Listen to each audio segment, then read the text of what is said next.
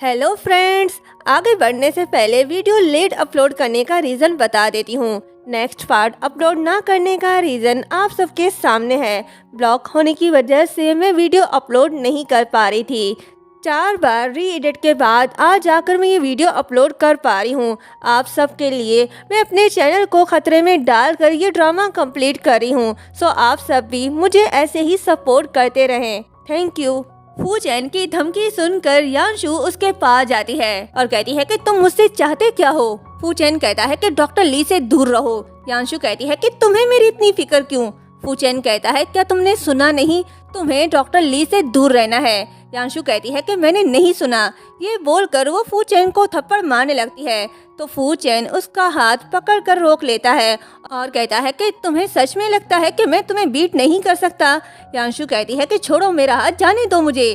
तभी सामने से डॉक्टर ली आता है। उसे देखकर फू चैन मुस्कुराने लगता है तो यांशु कहती है ये हम दोनों के बीच का मैटर है, इसमें दूसरों को मत घसीटो। फू चैन कहता है कि वो तुम ही हो जो उसे बीच में ले आई। ये बोलकर वो कार का विंडो ओपन करता है और हॉर्न बजाता है ताकि डॉक्टर ली उन्हें देख सके। जैसे ही डॉक्टर ली उन्हें देखता है तभी फू चैन यांशु को अपने क्लोज कर लेता है। ये देखकर बेचारा डॉक्टर ली का दिल ही टूट जाता है। आया था गर्लफ्रेंड बनाने, टूटे दिल के साथ चला जाता है। यांशु उसे खुद से दूर करती है और उसके निक पर जोर से कोनी मारकर कार से निकल जाती है। फिर देखती है कि वो हिलडुल नहीं रहा तो वो कहती है चलो ड्रामा बंद करो। फू चैन कोई जवाब नहीं देता तो यांशु कहती है हाय मैंने क्या कर दिया, ये मर तो नहीं गया। और यहीं पर ये पार्ट एंड होता है। यांशु फौरन एम्बुलेंस को कॉल करती है। बेहोश फू चैन को एम्बुलेंस में डाला जाता है। यांशु नर्स से कहती है कि अगर कोई बड़ी प्रॉब्लम नहीं तो मैं चलती हूँ। वो जाने लगती है तो नर्स उसे रोककर कहती है कि अरे तुम कहाँ जा रही हो, चलो अपने हस्बैंड के पास बैठो। यांशु बचने की कोशिश करती है लेकिन नर्स उसे जबरदस्ती बिठा देती है और कहती है कि मैंने बहुत से कपल्स को लड़ते हुए देखा लेकिन ऐसी लड़ाई मैंने आज तक नहीं देखी। तुम इसके निक पर कैसे मार सकती हो, ये मर भी सकता था, तुम इतनी जालिम कैसे हो सकती हो। यांशु कहती है कि शुरू से ही इसका दिमाग ठीक नहीं है। नर्स कहती है कि वो ठीक नहीं है, उसे कभी भी तुम्हारी जरूरत पड़ सकती है।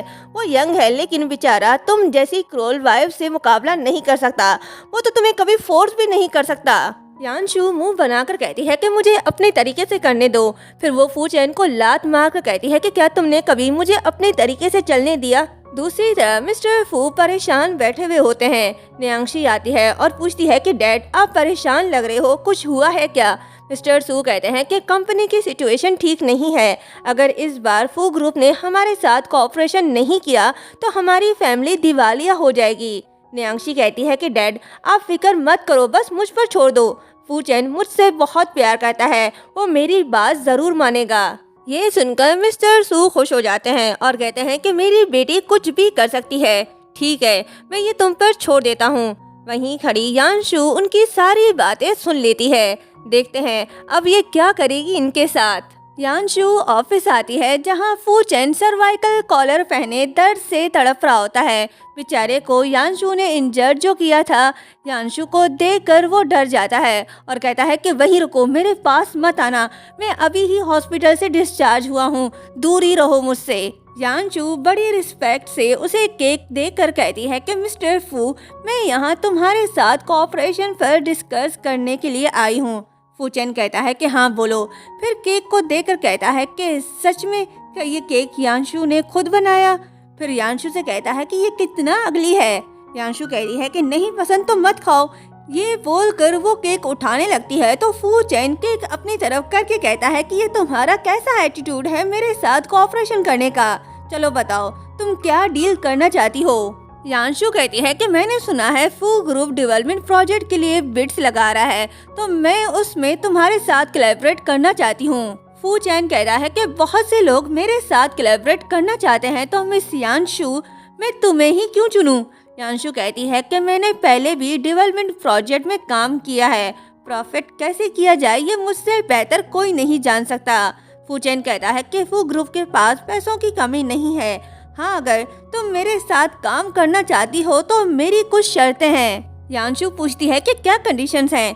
फू चैन कहता है कि तुम मुझसे रिश्ता तोड़ना चाहती हो लेकिन मैं ऐसा नहीं चाहता। अगर तुम मेरी फियांसे बनने के लिए राजी हो तो ये प्रोजेक्ट तुम्हारा है। ये सुनकर यांशु फू चेन के पास जाने लगती है तो फू चेन डर रहा होता है कि कहीं वो उसे फिर से न पीट दे।